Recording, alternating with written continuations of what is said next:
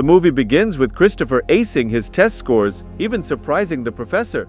His sister Mitchell believes he shouldn't let his intelligence go to waste and urges him to go to college. Although Christopher is hesitant, he eventually agrees to give it a try, prompting Mitchell to happily mimic Kid Cosmo.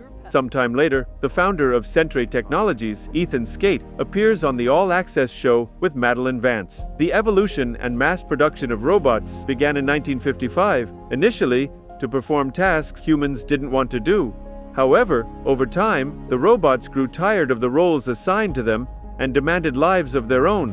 A full-scale war broke out between robots and humans, lasting 2 years. Humanity fought and lost until Ethan intervened. He created the Neurocaster, a device that links human minds to mechanical drone bodies. With the Neurocaster, the humans were able to win and end the war within a week. A treaty is signed between Mr. Peanuts, the former planter production robot, and President Clinton. The defeated robots are soon captured and imprisoned in Centra's exclusion zone.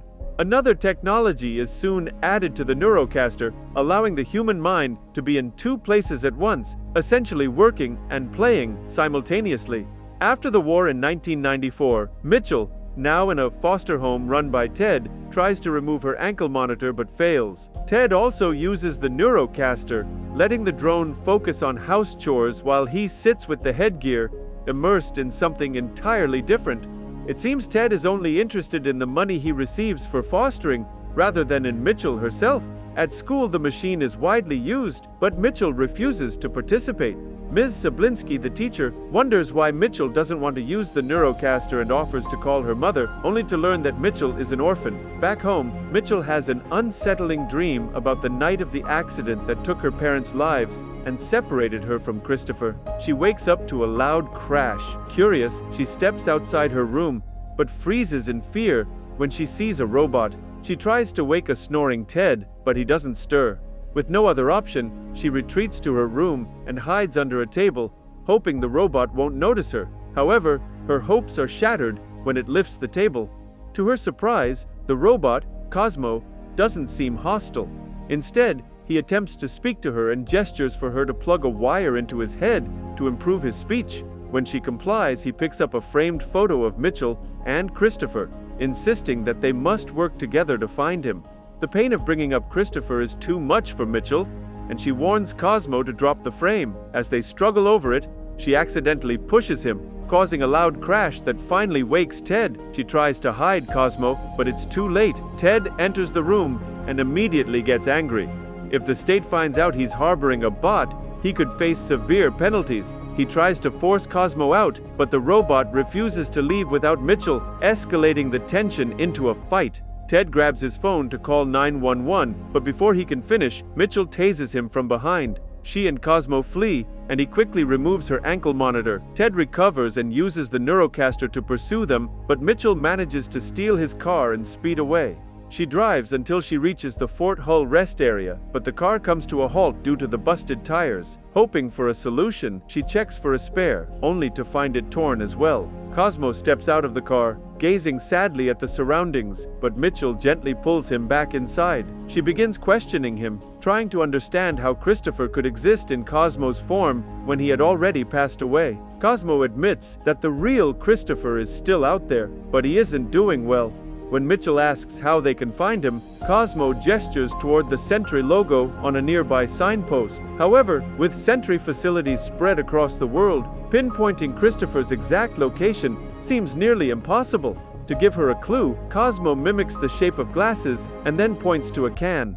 Mitchell quickly realizes he's referring to a doctor with glasses, the very same doctor who once delivered the news of Christopher's loss. She pulls out a map and Cosmo places his finger on a location, Tabletop. The problem is that Tabletop lies deep within the exclusion zone, making the journey nearly impossible. Still, Cosmo believes she can do it. Mitchell gets an idea and starts rummaging through the car's trunk. She finds a box containing belongings from the exclusion zone, with a traceable connection to New Mexico. If they can find the owner, they might learn how to get inside. They board a train and soon arrive at their destination. Cosmo hides behind a dumpster while Mitchell goes to buy food. As he waits, his attention is drawn to a man sprawled on the ground, wearing a neurocaster. Believing humanity is in danger, Cosmo moves to remove the device, but Mitchell stops him just in time. Tampering with it won't change anything, it will only make things worse for them. A sudden truck horn startles them, and they rush to hide. As they watch, the driver, Keats, a former military personnel, unlocks his safe using the same address from the box. It seems they've found their lead. A business deal unfolds between Keats and a man using a neurocaster. Keats acquires items illegally and resells them for profit. This time, the trade involves a pistol, but when it's time for payment, the man suddenly turns the gun on Keats. Keats, anticipating the betrayal, swiftly dodges to the side. His robotic sidekick, Herman, reacts after taking his sweet time and fires a shocker at the drone. Meanwhile, back at the rest area, Colonel Bradbury, butcher of Schenectady, also using a neurocaster, notices the box Mitchell tore the address from. Guess trouble is on their trail. Unaware that Mitchell and Cosmo have already snuck into the truck, Keats and Herman drive off. They eventually arrive at an abandoned warehouse where Keats stores his stolen goods. As Keats and Herman argue over a power circuit, they remain oblivious to Mitchell and Cosmo. Their attention is finally drawn when one of the machines suddenly powers on. They eventually catch Mitchell and Cosmo, and Keats questions them. Mitchell admits she's heading to the exclusion zone and reveals that she knows he sells illegal machines from there. Keats warns her that the zone isn't a place for kids and urges her to go back to where she came from. Just then, the elevator pings, interrupting them. It seems Bradbury has traced them there. Thinking fast, Mitchell urges Cosmo to hide with Herman while she faces Bradbury alongside Keats. They try to come up with a cover story, but it proves useless when Bradbury calls Mitchell by her full name, lists her offenses, and orders her to hand over the robot or face arrest. This seems like Ted's doing. Realizing the trouble they're in, Keats uses the shock phrase to signal Herman to activate the shocker, but Bradbury is too smart for it. He uses Keats as a shield, and Keats ends up getting shocked instead. Bradbury finally discovers Cosmo and Herman and tries to shoot them, but Mitchell stops him just in time. She cuts the lights while Keats attempts to shoot at the drone. The attack has no effect, and the drone retaliates, turning on Keats. Mitchell intervenes just in time, stepping forward with Cosmo behind her. Bradbury orders her to step aside, stating that Cosmo has been marked for deactivation. Before he can finish, Herman unleashes a robotic clamp, trapping the drone in place. Seizing the opportunity, they all rush to the vehicle to escape, but Keats struggles to find the right key. Precious seconds tick by before he finally locates it, and they speed off. However, their escape is short-lived.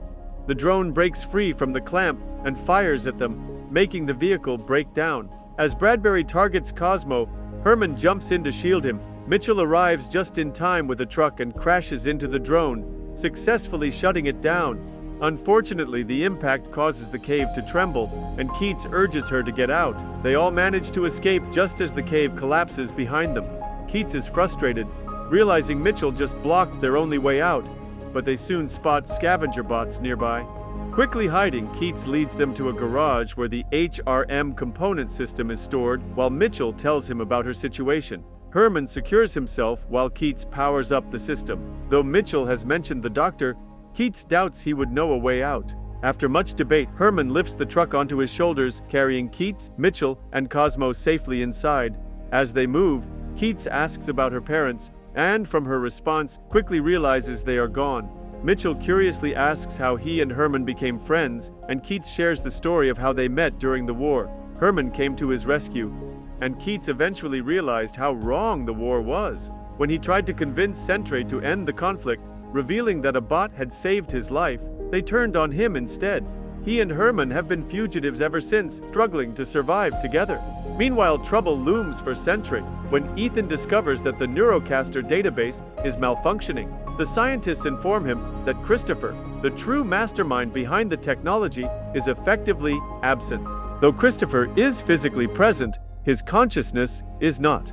Due to an unsecured node in his data matrix, his mind gradually drifted away from the firewall over time, a deliberate act by Dr. Armhest. Ethan has been exploiting Christopher for his own gain all this time.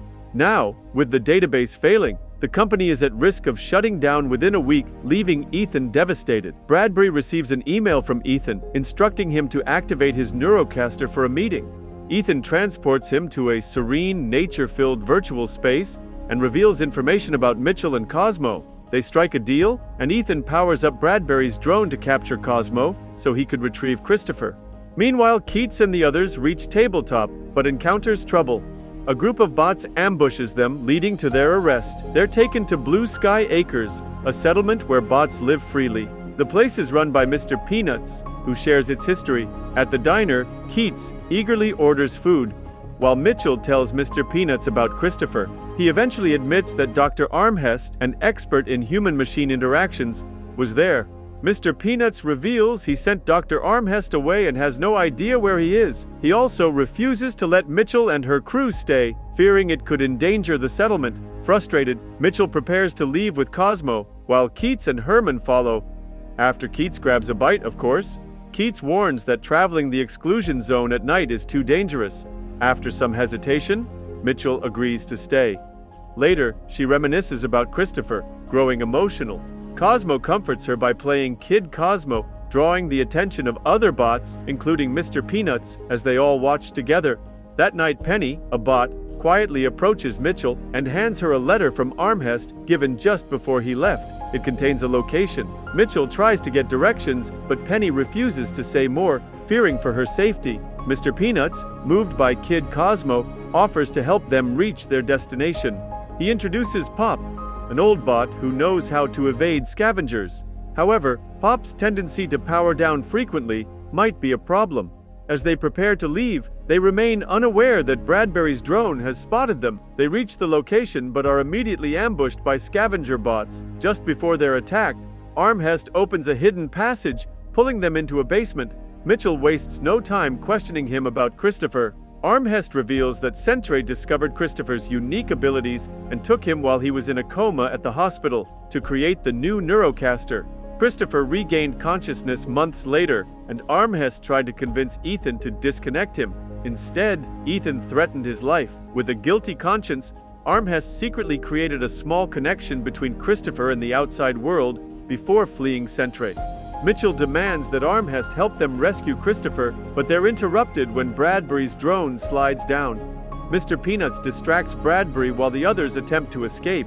Before they can get far, more Sentra drones ambush them. Keats urgently tells Mitchell to hide with Cosmo as a fight breaks out. Watching from Sentry, Ethan orders his team to capture Cosmo at any cost. Bradbury and Mr. Peanuts engage in a battle, ending in the removal of Mr. Peanuts' metal hat, making him lose power.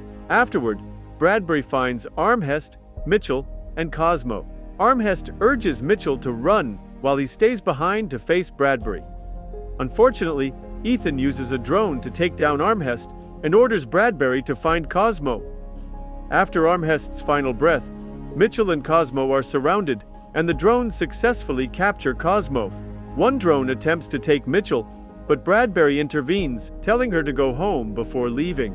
Back at Blue Sky Acres, Mitchell and the others sadly find the place in ruins. Most of the robots have been deactivated, no doubt the work of Ethan and his drones. Cosmo is taken back to Sentry and strapped down for reconnection to his body. However, Bradbury realizes Ethan has been lying. Ethan dismisses his concerns, insisting he's only working toward peace and evolution. This is typical of every deranged scientist excusing human experiments for evolution. Mitchell tearfully confides in Keats, admitting Christopher was all she had. Keats reassures her that she has more family now and promises to help find Christopher. She then asks Armhest's PC robot for details on Center's access points. PC reveals that disconnecting Christopher would collapse Center entirely, as its network relies on his brain. Mitchell sees this as a chance to shut Center down for good, but Mr. Peanuts hesitates, wanting peace. After an inspiring speech about bots and humans uniting against their common enemy, he finally agrees. Looks like they're all heading to Seattle. Upon arrival, Herman's HRM launches a full-scale attack on Sentry, prompting Ethan to order all drones to take it down. The battle quickly turns brutal as the remaining army of bots joins the fight, while Mitchell and PC sneak into the building. Unhappy with how the battle is going, Ethan heads off to end it once and for all. Meanwhile, Mitchell and PC locate the room where Christopher is locked up. PC successfully scares the scientists away, locking them inside with Christopher. Mitchell gazes at her brother with a sad longing and asks if there's a way to communicate with him. PC explains that she can only connect with him through his mind. Meanwhile, Ethan activates his Neurocaster, revealing a massive drone he created with even greater power. The drone joins the battle, systematically taking down the bots, much to Penny's horror. Meanwhile, Bradbury confronts Mr. Peanuts in a tense standoff, arguing that resistance is futile since Ethan would win. Mr. Peanuts remains undeterred, insisting that they must survive if they ever hope to gain their freedom. Seeing the injustice of it all, Bradbury reveals Ethan's location to Mr. Peanuts before powering down. Meanwhile, Mitchell puts on the Neurocaster, transporting her to her family home, where she eventually finds Christopher. Relieved, she tells him they need to leave, but Christopher refuses. After witnessing the state of the outside world, he believes everything is his fault. He realizes that the only way to fix things is to sacrifice himself, as his connection to Centray is symbiotic. Outside, the battle intensifies with Ethan's involvement. Just as he's about to finish off Keats, he is alerted to a breach in Christopher's room. However, before he can leave, Mr. Peanut steps in to stop him. On the battlefield, Herman makes a final sacrifice to save Keats before deactivating, leaving Keats devastated at the loss of his sidekick. Meanwhile, PC urges Mitchell to hurry, as the fight is going badly. Mitchell tearfully tells Christopher that she can't bring herself to pull the plug on him. She's only just gotten him back and refuses to lose him again. Christopher urges her to do it, telling her that the time he spent with her was the best part of his life, after 3 years in Centray. Mitchell cries out in pain, but Christopher assures her that she won't truly lose him. However, he warns that their friends won't be as lucky since they're out of time. He pulls her into a warm embrace, and they both tearfully express their love for each other. Left with no other choice, Mitchell, sobbing, pulls the plug on Christopher, letting him rest in peace. Instantly, all the drones in Centray begin to break down, and the bots erupt in celebration, while Ethan is left devastated. Keats is relieved that Mitchell finally did it, but he mourns the loss of Herman, pouring out his heart. To his surprise, a smaller model emerges from Herman, bringing unexpected joy. Herman immediately starts teasing him for getting emotional, and they fall back into their usual playful banter. Meanwhile, news of Centray's shutdown spreads across the world, and Ethan is inevitably arrested after footage of his experiment with Christopher is exposed. With the support of Keats and Herman, Mitchell delivers an uplifting speech on live broadcast, reaching audiences worldwide. She urges people to put aside the Neurocaster and embrace real life, a life of peace, harmony, and a fresh start. Her words resonate deeply, and the audience is visibly moved. Keats pulls Mitchell into a warm hug, proud of her courage. Oh, and Christopher eventually reconnects his mind with Cosmo. Looks like Mitchell still has her brother after all.